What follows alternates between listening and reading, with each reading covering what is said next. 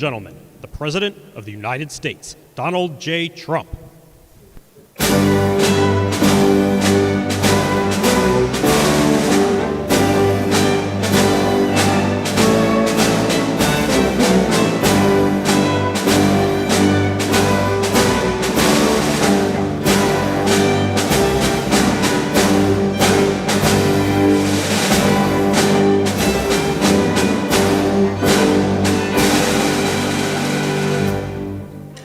Thank you very much. Please, Susie.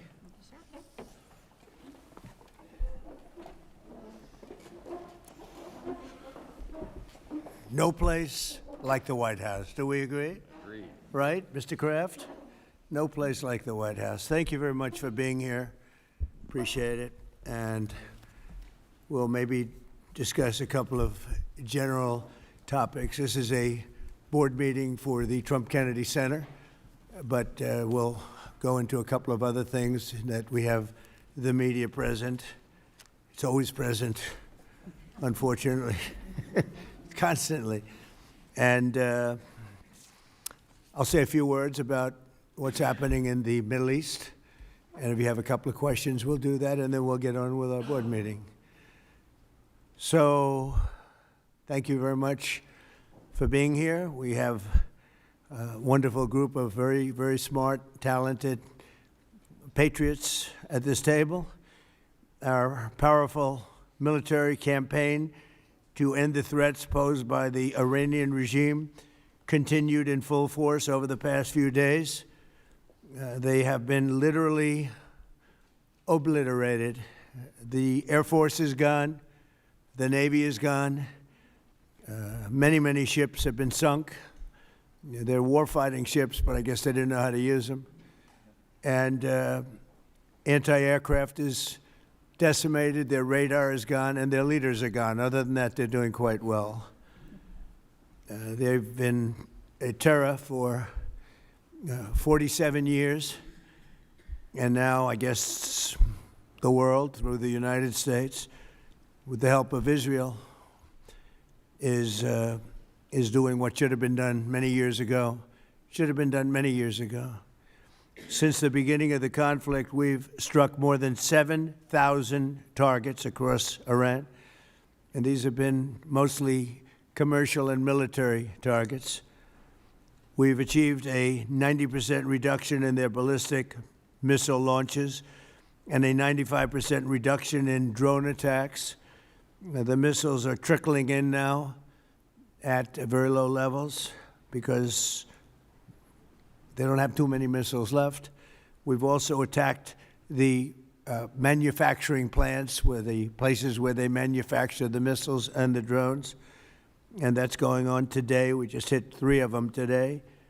And it's getting very hard for them to manufacture. More than 100 Iranian naval vessels have been sunk or destroyed over the last week and a half. That has to be some kind of a record. Additional strikes continue to launch from all directions every single hour. And as you know, we attacked Karg Island and knocked it literally, destroyed everything on the island except for the area where the oil is. I call it the pipes. We left the pipes. We didn't want to do that, but that we will do that. We can do that on 5 minutes' notice. It'll be over. But for purposes of someday rebuilding that country, I guess we did the right thing. But it may not stay that way. Just one simple word and the pipes will be gone too, but it'll take a long time to rebuild that. We are aggressively dismantling Iran's defense industrial base, and ability to rebuild its missiles and drone capability is getting down to close to zero. And we're hammering their capacity to threaten commercial shipping in the Strait of Hormuz, with more than 30 mine-laying ships destroyed. We hit, to the best of our knowledge, all of their mine-laying ships. Now they can put them on other types of ships, I guess, and drop them in. But we don't know that any have even been dropped in. We're not sure that any have been. That's a big negative for them if they do it. It's a form of suicide. But we don't know that they have dropped any in. But we've hit all 30 of their ships and destroyed them. They're all at the bottom of the sea. We strongly encourage other nations whose economies depend on the Strait far more than ours. You know, we get less than 1% of our oil from the Strait, and some countries get much more. Japan gets 95%. China gets 90%. Many of the Europeans get quite a bit. South Korea gets 35%. So we want them to come and help us with the Strait. We have it in very good shape. The countries, I said, we've already taken care of Iran, but now, because of the fact that literally a single terrorist can put something in the water or shoot something or shoot a missile, a small missile, and it's fairly close range because it is a tight area, and which is one of the reasons they've always used that as a weapon. Iran has always used that as an economic weapon, and it's not going to be able to be used very long. Numerous countries have told me they're on the way. Some are very enthusiastic about it, and some aren't. Some are countries that we've helped for many, many years. We've protected them from horrible outside sources, and they weren't that enthusiastic. And the level of enthusiasm matters to me. We have some countries where we have 45,000 soldiers, great soldiers, protecting them from harm's way. And we have done a great job. And when we want to know, do you have any minesweepers? Well, would rather not get involved, sir. I said, for 40 years we're protecting you, and you don't want to get involved in something that is very minor. Very few shots going to be taken because they don't have many shots left. But they said, we'd rather not get involved. I just want the fake news media and everybody else to remember that was said, because I've been a big critic of all of the protecting of countries, because I know that we'll protect them, and if we ever needed help, they won't be there for us. I've just known that for a long period of time, just like I knew about the Strait, that it would be a weapon, which I predicted a long time ago, predicted all of this stuff. You guys were very generous in that. I predicted all of it. I predicted Osama bin Laden would knock out the World Trade Center. I made that prediction a year before he did it. I said, you better get him. He's a bad guy. I watched him be interviewed one time, and I said, that's a bad guy. You better get him. 1 year before, exactly. I wrote it in a book. You can even check. About a year before the World Trade Center then came down, President Clinton actually had a shot at him, and he didn't take it, unfortunately. I'm not blaming him for that, but he didn't take it. And he ended up knocking down the World Trade Center, but I predicted that too. I predicted a lot of things. We strongly encourage other nations whose economies depend on the Strait for blood. I mean, these people literally need it. 95% of their energy or their oil comes out of the Strait, and they should be in here very happily helping us. And it's incredible. We have we're number one in oil by double now. We drill, baby, drill. We're double any other nation, and it's going to be soon triple any other nation, and that doesn't include Venezuela, who's been great. By the way, the relationship with Venezuela has been fantastic. Literally millions of barrels of oil are being taken out, and it's been a great help, and it's been to their great benefit. The president has done a really good job. We get along with him really well, but we've taken out millions of barrels of oil and brought to Houston and other places to the refineries. We have refineries set up specifically for that, and it's been a great relationship, and more and more is happening. It's a tremendous oil source, and we're stepping it up very rapidly. The big companies are going in, and they will actually numbers in a pretty short period of time, numbers that they've never been able to do. We'll be doing. There's a lot of oil under that land. We strongly encourage the other nations to get involved with us and get involved quickly and with great enthusiasm. I have that from a number of them, and I'd like to say their names, but frankly, I don't know if they would want me to or not, because maybe they don't want to be targeted. But I say, wouldn't matter if you're targeted or not, because this is a paper tiger that we're dealing with now. It wasn't a paper tiger 2 weeks ago. It's a paper tiger now. So now we're going to get down to the reason. We'll take a couple of questions in a moment, but we're going to get down to the reason we're here today. Actually, this was set up a long time ago. It's the Trump Kennedy Center. Over the past year, we've made incredible strides to restore the true purpose and prestige of this revered institution. Together, we're going to ensure it remains the finest performing arts facility of its kind anywhere in the world. And I don't know that it ever really reached that stage, but it will over a period of time. We're rebuilding it. It's in very, very bad condition. It's been it's been somewhat of a disaster, to be honest with you. It's been let go to hell. That's what they've done. They did a poor job. They spent money in the wrong places. They built some theaters underneath that nobody uses, little ones, tiny theaters that cost $300 million. And the money was spent incorrectly, wrong. We're dealing with some networks on the possibility of renting those little theaters. Nobody's going to use them. They want the big halls. The halls are going to be incredible. They're in bad shape, but when they're completed, the bones are potentially something that could be unbelievable. So I want to, before we begin, I want to thank Rick Grinnell. He's been a friend of mine for a long time. He's been unbelievable. He was the ambassador, as you know, to Germany. There was no happier woman in the world than Angela Merkel. Angela. She called me, "Thank you, sir, thank you." Although she liked Rick a lot, there was nobody happier that he was no longer going to be the ambassador to Germany. He was difficult for them. He was not your typical ambassador. He was the opposite. He would do what was best for the United States, not for Germany. And I want to tell you, he did a great job. So good that I put him in charge of a thing called intelligence. And something he didn't really want to do, but he did it, and he did it incredibly well. There were a lot of leakers. He found out the leakers.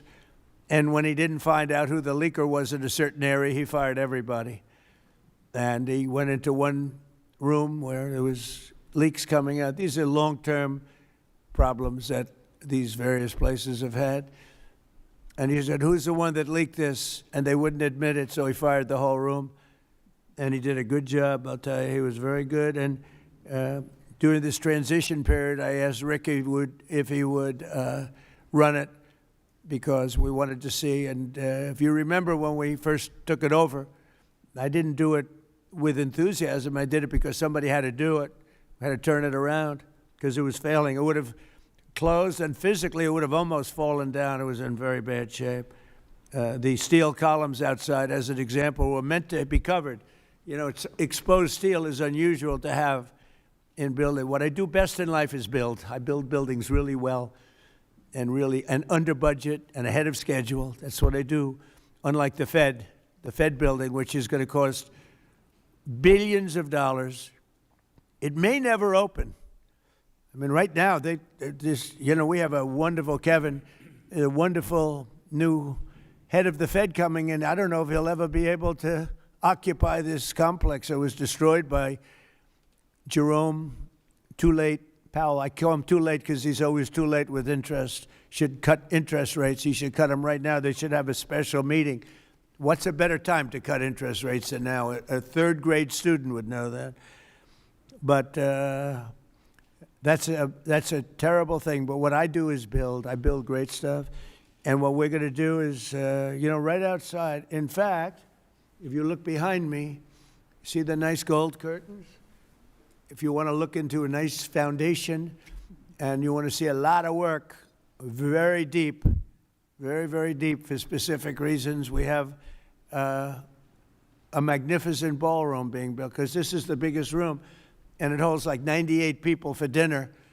But behind me, you're going to have a ballroom that this building and the people occupying it in particular, every president for 150 years has clamored for a ballroom, a large, beautiful room.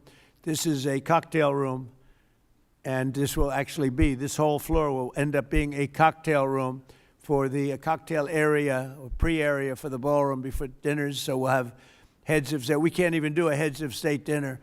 Usually what they do is they would do them on the lawn with a tent. But when it rains, the lawn is very low.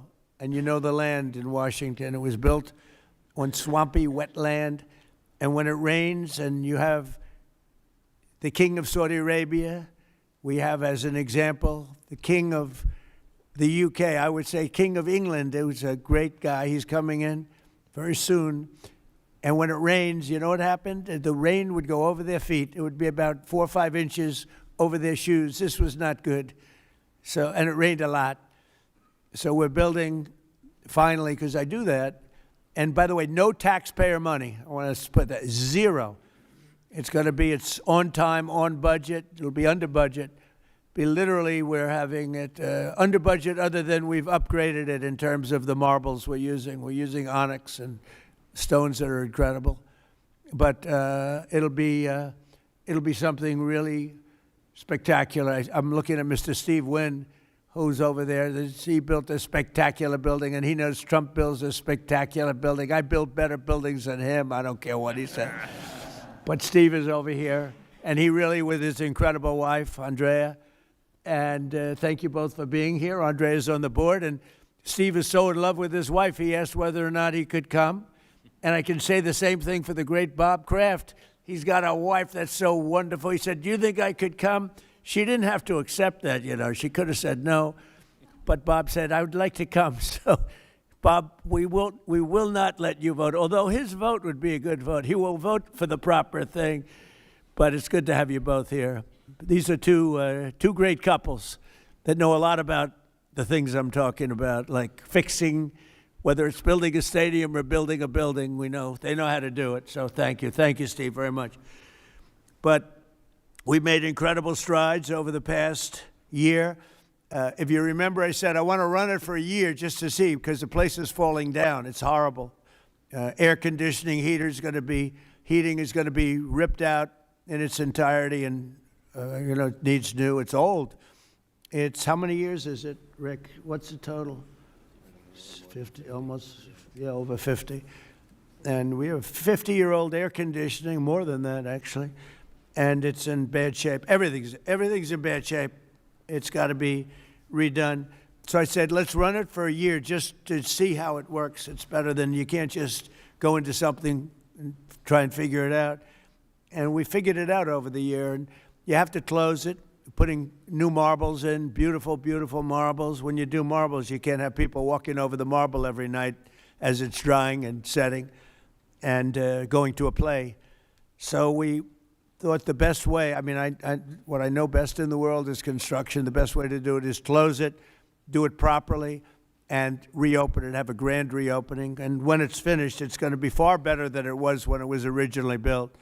When it was originally built, it was good. It has one thing that's very good. It has great sound. I think there's a lot of luck in sound. You have some of the big opera houses. I don't want to get involved with saying which one, but in New York, as an example, where the acoustics were never good, and they've ripped it apart 4 times and rebuilt it, and it was never good. The good thing about the Kennedy Center, the acoustics are good, and they'll only be enhanced based on what we're doing. A lot of it has to do with the stones and the stones you use, the marbles you use, et cetera. Over the past year, we've made incredible strides to restore the true purpose and prestige that this building will soon gain, I think, at a higher level than it had before. Together, we're going to ensure it remains the finest and will become the finest performing arts facility anywhere in the world. It's got the location, and it will have the building. It's got good bones. It's got good structure. Again, they wanted to originally cover the exposed steel. It was painted a cheap gold, and we turned it into a very expensively painted white, very heavy coat of very powerful white paint meant for steel, exposed steel, a very different kind of paint, but it's almost like putting a stone over the top of it. And the color is white, shiny white, and it looks, a lot of people have commented, it looks so much better. Before they had the steel painted gold, and the gold was very cheap. There's actually never been a paint that's made that will look like gold. Steve will tell you that. You can't, you either gold leaf it or use real gold bullion, or you use a different color, Steve. Nobody's ever been able to make a gold paint that looks real. Little minor thing for the media. I'm sure you're thrilled with hearing that. But there's never been a paint. I said, someday I'm going to discover a paint where you don't have to actually use gold leaf. Gold leaf is a very, very big and expensive process, but it's a beautiful thing, but not when you use paint. So we got rid of the gold columns, which looked always terrible. They looked cheap and they looked fake, very much like the media, actually. And we took the columns and we painted them white. Before we painted them, Matt, very importantly, we structuralized them. We replaced bad steel that was very badly rusting. I mean, these are columns that are holding up a building. And we had to replace areas of columns that were actually rusted out because it was in very bad shape. It's not even describable how bad this building was, both inside and out. I want to thank Rick Grinnell, but you really did a great job, Rick, on this, and we appreciate it. I'm looking for your next venture, because he really was, there was a story he got fired. He didn't get fired. He was here for a short period of time, for a year, figuring it out with Matt and everybody else. And Matt now is going to take over, and he's a pro at construction, great at construction. And I think Matt would like to run the facility too. He's fallen in love with it. And I think he'd do a good job. But if I don't think he will do a good job, I'll say, Matt, you're fired. I'm getting somebody else.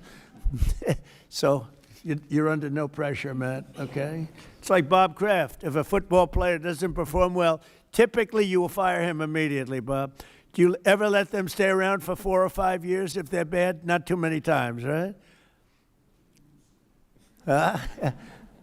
So anyway, I learned from you. So I want to thank also Attorney General Pam Bondi, who's been fantastic. I don't know, is Pam here someplace? Oh, hello, Pam. Good. She's been great. And the Speaker of the House, he's got the easiest job of anybody in government. He's got a majority of 2.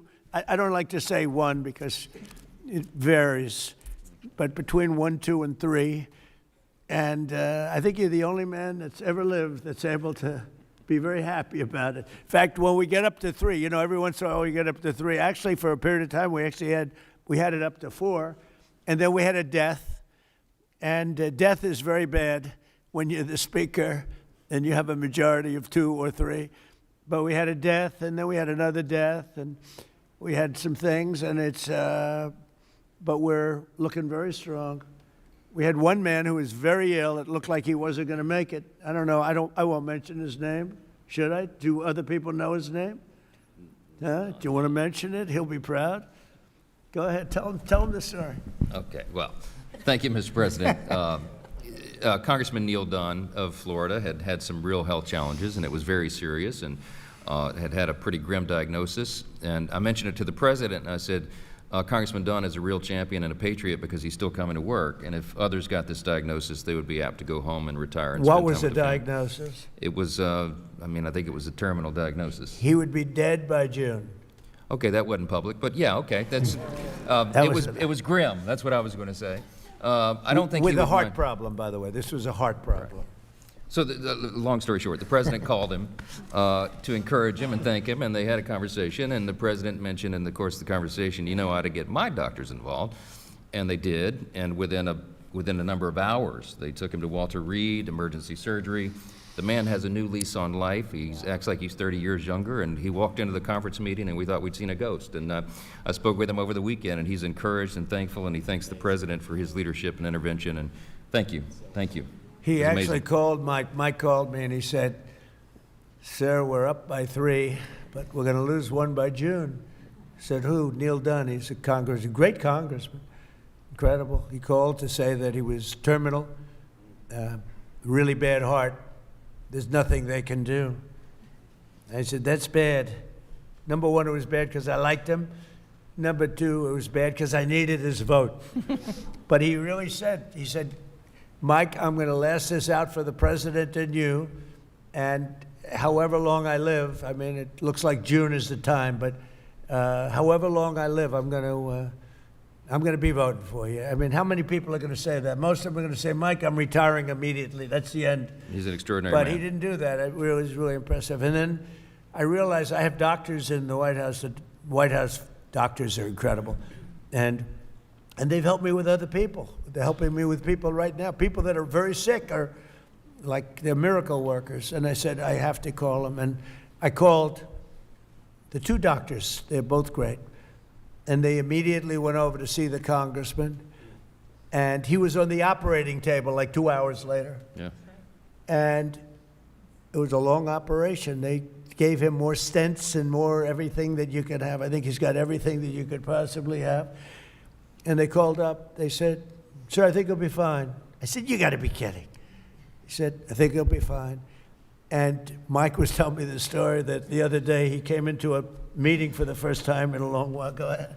Well, it was incredible. I mean, he has a new lease on life. He has more energy than a man half his age, and very encouraged and encouraged all of us. So, again, a testament to great leadership. And he's, my hat's off to Neil Dunn and his beautiful wife and family. He's an extraordinary individual. And just, you know, because I don't want to have a terrible story about this, I did it for him first and for the vote second. But it was a close second, actually. But I did it for the vote second, all right? I want to also introduce Susie Wiles, who's fantastic. She's our chief of staff, and she's an amazing person, an amazing fighter, and she announced a minor difficulty, which will be in good shape for, he'll be around for a long time. She had a diagnosis, you probably saw it, and she's going to take care of it immediately, as opposed to waiting. She said, let's do it now. I said, do it immediately, because with that particular ailment, the faster the better. That's the only thing I know about it. The faster the better. She's going to do it immediately. So she just started, actually, and she's going to be in great shape. The prognosis there is excellent, beyond excellent. So, Thank you, sir. but who needs it, right? That's right. Who needs it? So before we took over, just a year ago, the legendary, this wonderful place was on the verge of, literally on the verge of collapse, both from a financial standpoint, maybe more from a financial standpoint, but also from a physical standpoint. Necessary maintenance has been ignored. The programming was very woke and out of touch with reality. And we had an orchestra that lost like $18 million a year, and they subsidized it every year. So what kind of an orchestra loses 18? And I'm being nice when I say 18, it was much more. And I started looking at the programming. They had tremendous union difficulties, like 19 different unions, and driving everybody crazy. And I think the unions are going to be great. I've always gotten along with unions. As you know, I got great union support. But you had 19 unions. Every time somebody wanted to put on a play, they had to deal with 19 different groups of people. And it's they say it was like Broadway, but worse. And you don't get worse than Broadway when it comes to the unions. I've watched that for many years. The programming was terrible. And they had a budget deficit of about $26 million minimum. Owed a lot of money, were out borrowing money, which is a lot of people don't understand. So under the leadership of this exceptionally talented and rich board, it's a very rich board, not everybody, but most of you are loaded. Ike Perlmutter's got so much money. Look at Ike Perlmutter. He ended up being the largest owner of Disney. Started with, was it $100 or less? It was a little less, Ike, right? He didn't speak English, and he became the largest owner of Disney. Right? But then they went woke and he sold the stock. He didn't like Mickey Mouse being woke, right, Ike? But he's one of the most brilliant business people. Thank you, Ike. It's great. And Lori, thank you very much for being here. So I think it's Lori that's on the board, though, right, Lori? What's with these husbands? All the husbands are traveling. I think it's the White House. I got all the husbands with the wives. That's never happened. Boy, oh boy, what great relationships. My wife is going to have to speak to me. This is pretty good. The biggest guys in the country travel with their wives to come to a meeting. But it has something to do with the White House, right, Ike? Right? You don't want to see me. You want to see the White House because it's a special building. But thank you. And congratulations on an amazing career. Most people don't know Ike Perlmutter. Isidore Perlmutter. And started with nothing and built a vast fortune just by deal after deal. Did you ever have a bad deal, Ike? Which was that? Don't tell. See how honest he is? Most people would say no. He says one. And it couldn't have been very bad. Great to have you. So under the leadership of this board, which is, as you see, incredible, we're achieving a very dramatic and quick turnaround. We got rid of all of the DEI. Some of the news media loves DEI, but we got rid of it. Maybe you're right. Brought back patriotic and family-friendly programming, and last year we raised over $130 million to keep this place going. Otherwise, it would have been closed. The building, let's call it the Kennedy Center from that time, was losing so much money it could not have stayed alive if we didn't come in as a group of people and a lot of wealthy people that made a lot of contributions. So with the Trump Kennedy Center honors alone, we raised this year a record $23 million, which was double what they had ever done before, $23 million. There's still much to do. The previous management left us a facility in very bad condition. Abysmal is the word, and everything from busting pipes and leaks to serious electrical and structural problems. And some of it we fixed, but most of it we're saving for during the construction period because we'll do a much better job of it that way. Major renovations are required to keep the facility functional, and that'll start right after July 4th. We're going to have a little bit of a celebration, not a big deal, but a little bit of a celebration on July 4th. We'll have a little party, and then after that we close or we start construction. We're fully financed. As I announced in February, after a one-year review based on input from highly respected experts and subject to board approval today, we determined, it's a little late for the board because we've already announced it, but these are minor details, but I think everybody agrees. But subject to board approval, we determined that the fastest way to bring the Trump Kennedy Center to the highest level of success, beauty, and grandeur is to cease the entertainment operations for a 2-year period of time as we complete high-quality, really high-quality construction. We've already purchased seating, as an example. We've already purchased a lot of the marbles and some of the things that are hard to get. Getting quality marble is very hard. It takes a long time. It comes from areas where it takes a long time to mine, and we're getting some of the best things you can. The marble is going to be incredible. The seats that we have, the seating is the highest level. Everything is the highest level. So this temporary closure will enable us to complete the work much faster and much higher quality. As an example, it's hard to show Shakespeare when you don't have any seats. As the seats are being changed, it's not exactly a great experience for people. So the right way to do it is just close it and fix it and open it. We'll begin right after, as I said, July 4th celebration. And thanks to the great, big, beautiful bill, we are fully funded, ready to go. And we have tremendous amounts of money coming in from some people around the table, but also from people that are not here, but that have made very generous contributions toward the Trump Kennedy Center. People that have never given to it before and would never have given it except I asked them to give.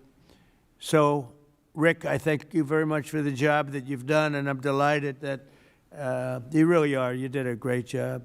It was a little rough with a couple of the people, but that's okay. They've survived. Some of the artists, they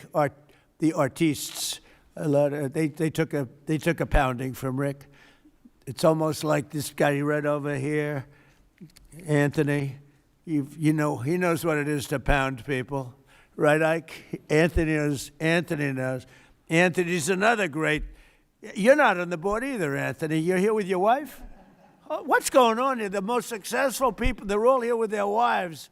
I'm looking around. Oh, wow, that's impressive. Anthony's another one. He started off with one truck. He had one truck 45 years ago. He ended up with 4,000 trucks, and he sold his company for billions of dollars. And you're here, Anthony? He's a member of one of my clubs, and all he has is cash. He said, I have a big problem, sir. What? I don't know how to invest my cash. Most people have a problem. They don't have any cash, right? Anyway, thank you, Anthony. You're the greatest. So all of these people have done so much, and they've done so much to help. And Matt, I just really, I'm here to a certain extent to wish you good luck with everything and to introduce you to the board. Many of the board know because Matt's been running a lot of the initial construction and planning and going to be assuming the role of Chief Operating Officer and Executive Director, where he'll lead a construction crew for the next, a big crew, by the way, because it needs a lot of work, for the next 2 years in preparation for the grand reopening. And I think it's going to be something that's going to be very, very special. We're doing a lot of special things. We have a lot of things happening. We have at the front of the White House on June 14th, you probably read, UFC is going to be here. Dana White, the great Dana White, he's building a, literally a stadium, a 5,000-seat arena right outside the front door of the White House. And they're going to have about 100,000 people in the park right across the street where he's building, I believe, 8 massive screens for people to watch free, all free, for people to watch. It's June 14th, happens to be my birthday, and that was only by happenstance. It was not planned that way, but it's a Sunday night, which they never did. Sunday night's super prime time. It's going to be broadcast on CBS, which is the Ellison family, 2 great people, and great people. It's a great family. And it's going to be a tremendous event. And we have Roger Penske is going to have IndyCar here. We're going to have a race around the Capitol. That's going to be in August. So we have that. And we have a tremendous number of things. We have the Olympics, we have the World Cup, and we have the 250. And as you know, I was responsible for getting the Olympics. Actually, Bob Kraft helped me. And he helped me with the World Cup, too. You were very good. Who could be better, right? But he helped with the Olympics and the World Cup. But we have the Olympics coming. I was responsible for that, right, Bob? We have the World Cup coming right now, and I was responsible for that. Then we had a rigged election, and because of that, I was always very upset. When I got the Olympics, I said I won't be president because it was last term if I went by the normal progression. And then I said, well, let's see what happens. And then they rigged the election, and I said, let's do it again, and we won in a landslide. And I came back and I ended up with the Olympics and the World Cup. Somebody said, did you do that on purpose? So I claimed the Olympics and I claimed the World Cup because I did get both. And then I tried to claim 250-year celebration. I said, I got that. They said, no, you didn't. That one you didn't get. They're giving me no credit for that one, Mr. Speaker. I couldn't. So I gave up on that one quickly. That wasn't working. It wasn't working. But I just want to thank everybody. This board has been incredible, and it's really nice. What we're going to do is we could take a few questions from the press, and then after that we'll have our meeting, and we have a little lunch for the board. So we'll have a little bit of a lunch, and it's an honor to have you all here. It's so many of you, Jimmy, so many of you are friends. It's a great honor to have you here, and we're going to do a great job with the Trump Kennedy Center. Okay, yes, please, CNN. Hey. Thank you, Mr. President. I'm not CNN, I'm Daily Wire, but thank you for the question. Numerous countries have told me they are on their way. Can you give us a hint what they are, what that entails, how soon they might be there? You mean who are the countries? Yes, sir. I'd rather not say yet, but we'll be announcing Marco Rubio and the various people that are doing that will be announcing. And I have to tell you, we have some that are really enthusiastic. They're coming already. They've already started to get there. It takes a little while to get there. It's like, in some cases, you have to travel an ocean. So it doesn't go that fast, but it'll go fast. And we have some that are fairly local that are doing it. But we'll give you a list. Some are very enthusiastic, and some are less than enthusiastic. And I assume some will not do it. I think we have one or two that will not do it that we've been protecting for about 40 years at, tens of billions of dollars, Mr. Speaker. So I'll be reporting that to you in the House and the Senate, and I'll say, why are we protecting countries that don't protect us? And I've always felt that was a weakness of NATO. We were going to protect them, but I always said, when in need, they won't protect us. Now, this isn't need. Need would be one of the big boys. But I will say that we built the greatest military in the world, and we protect people. And if we need their mine boats, or if we need anything, any piece of apparatus that they may have because of a situation that they have, they should be jumping to help us, because we've helped them for years stay out of wars. Yeah, please. Thank you very much, Mr. President. Can you tell us if you have spoken with French President Macron about the coalition to reopen the Strait of Hormuz? Have you been speaking with the French President? What does that mean? Have you been speaking with the French President Macron about the coalition to reopen the Strait of Hormuz? Yeah, I have spoken to him. He's been, on a scale of 0 to 10, I'd say he's been an 8. Not perfect, but it's France. Are you We don't expect perfect. Are you confident that France will help with the reopening of Strait of Hormuz? Yeah, I mean, sure. I think he's gonna help. I mean, I'll let you know. I spoke to him yesterday. I don't do a hard sell on them, because my attitude is, we don't need anybody. We're the strongest nation in the world. We have the strongest military by far in the world. We don't need them. But it's interesting. I'm almost doing it in some cases, not because we need them, but because I want to find out how they react.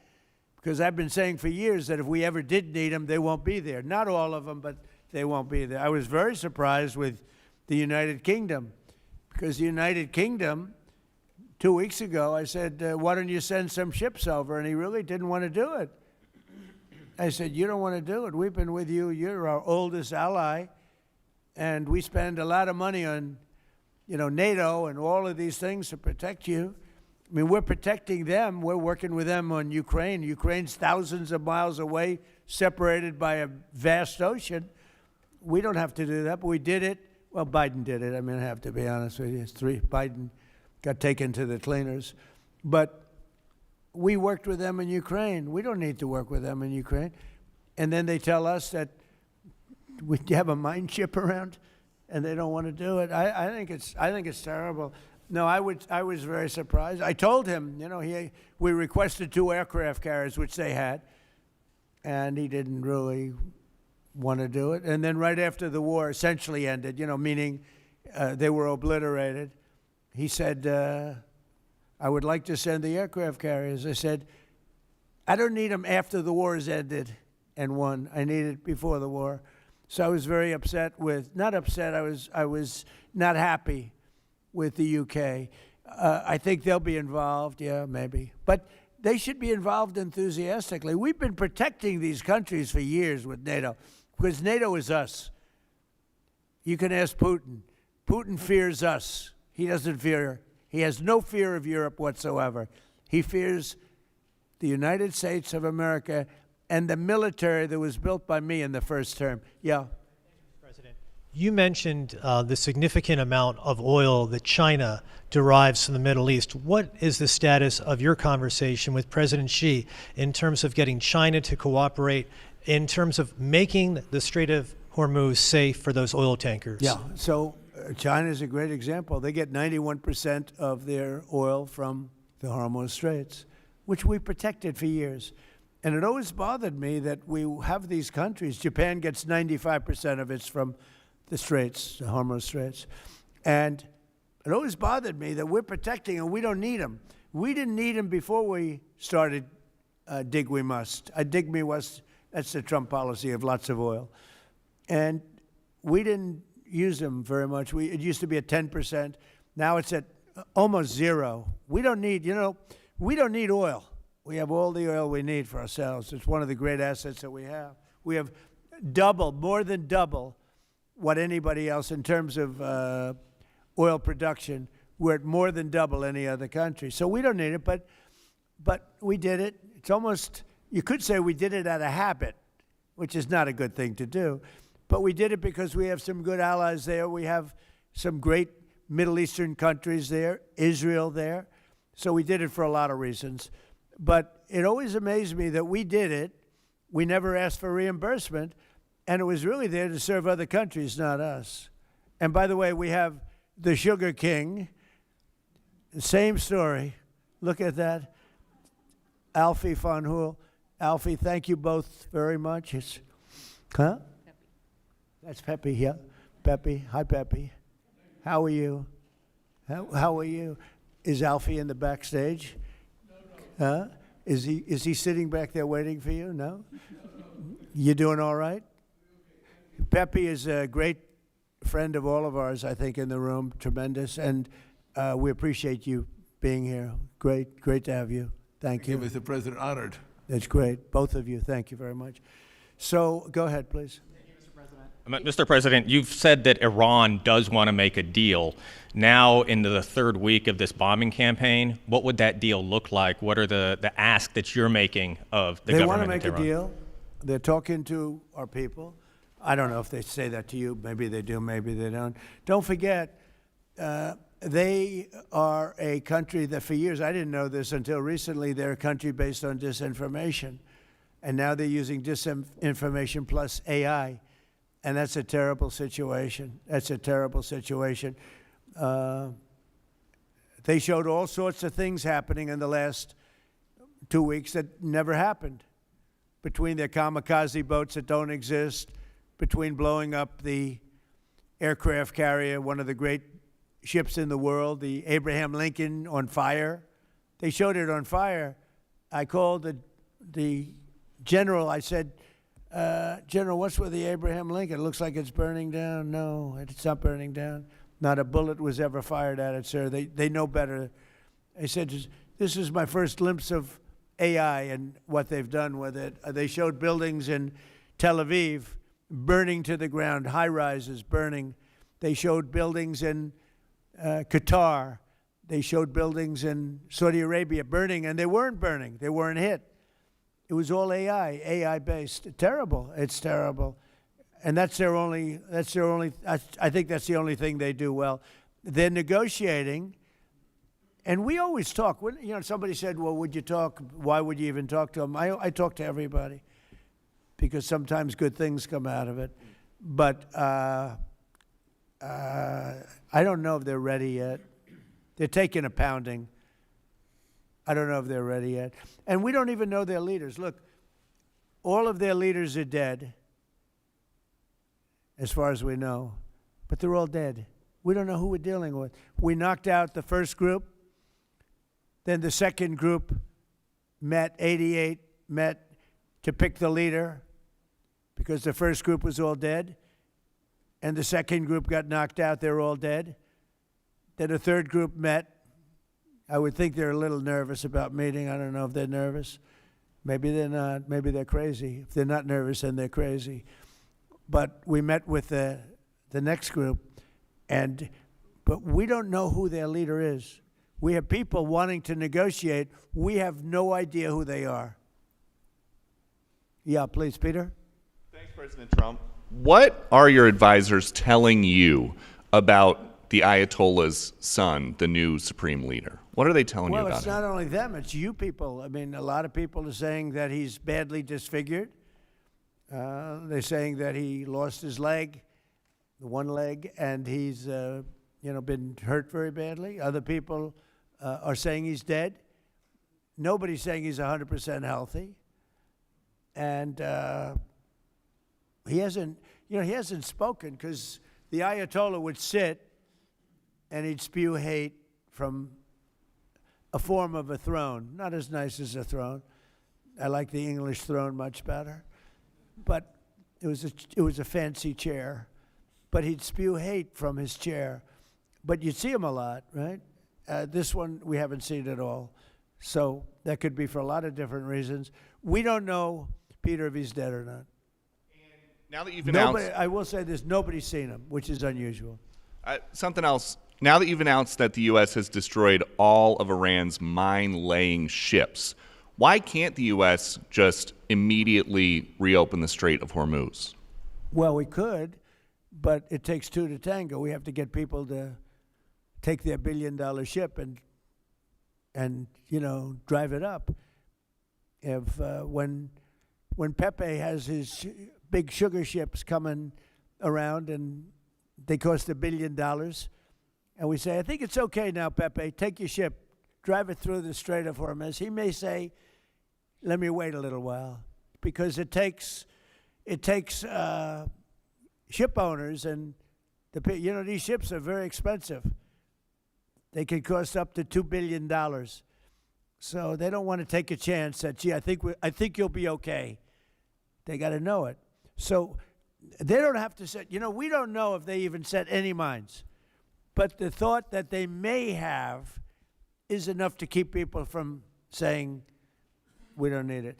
Now, we are pounding that area, that coast, as you know, left side. We're pounding it, like really pounding it hard. And again, they may have no mine set. We hit every one of their mine droppers. They call it the mine layers, right? The ships. They're pretty sophisticated ships. Every one of them is gone. But it only takes one. So it's a little unfair. You win a war, but they have no right to be doing what they're doing. But we're hitting them very hard. And today is a big day where we're pounding a certain area that has very much to do with the strait. And I think we'll get it going very soon. In addition, we do have other nations coming in. You need people to watch and people to see. We have other nations coming in. Yes, please. If the United States is working to secure the Strait of Hormuz for the benefit of other countries like China, and our allies aren't yet stepping up to your standard, is the United States getting back to being the world's policeman? Look, the United States should not be very much involved. They can on a certain basis. They've been doing it for a long time. But I've always said, if you look back years ago, I said, why aren't we being reimbursed? These are the richest countries in the world. Why aren't we being reimbursed for maintaining the Hormuz Strait? And why aren't we being reimbursed for that? I've said that for years. You can go back. They reported on it yesterday. I've been saying a lot of things about the straits. Number one, I said it's the one advantage they have, but that's a suicidal advantage because they kill themselves more than they kill the rest of the world. And there are things you can do with time. There are other things you can do. But I think we're going to have the situation straightened out pretty quickly, and I think we're going to have some good help. And I think we're going to be disappointed in some nations too. And I'll let you know who those nations are. One of your advisors, David Sachs, said the other week that the U.S. should, quote, declare victory and get out of the Iran war. Yeah, he also warned that if the conflict escalates, Israel may contemplate the use of a nuclear weapon. Has he shared that assessment with you? No, yes. And Israel wouldn't do that. Israel would never do that. And, there's a theory.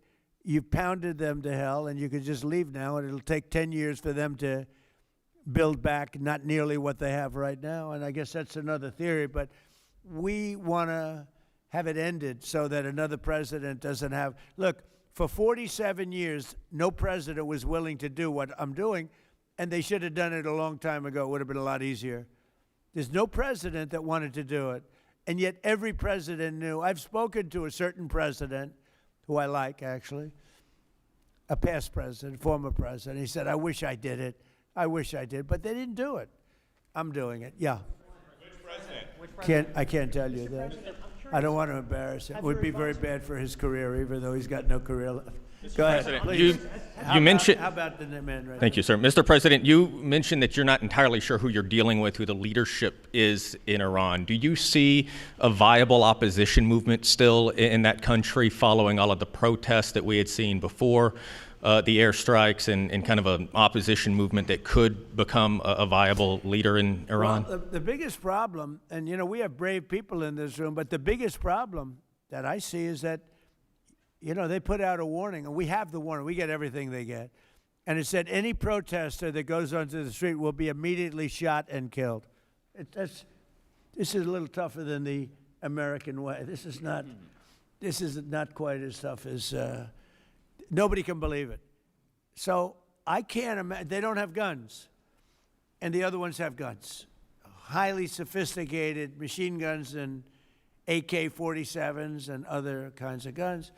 And they did that with the women. So the women had 250,000, even 500 people protesting a year ago. And they shot women right through the middle of the forehead with snipers. And they didn't have to do many. About 10 went down bleeding profusely, and 250 to 500,000 women went running in the other direction, because they can be brave, but they're not stupid, and they have no gun, and you have snipers in buildings specifically for this reason. So a woman goes down falling, bleeding from the head, and it doesn't take long for that to spread. And when that spreads, that crowd dispenses. And nobody else has been able to do that to the extent that these people are violent. They killed a minimum 2 weeks ago, 32,000 people. So, and they put out actually a notice 2 days ago: if you protest, you will be shot and killed.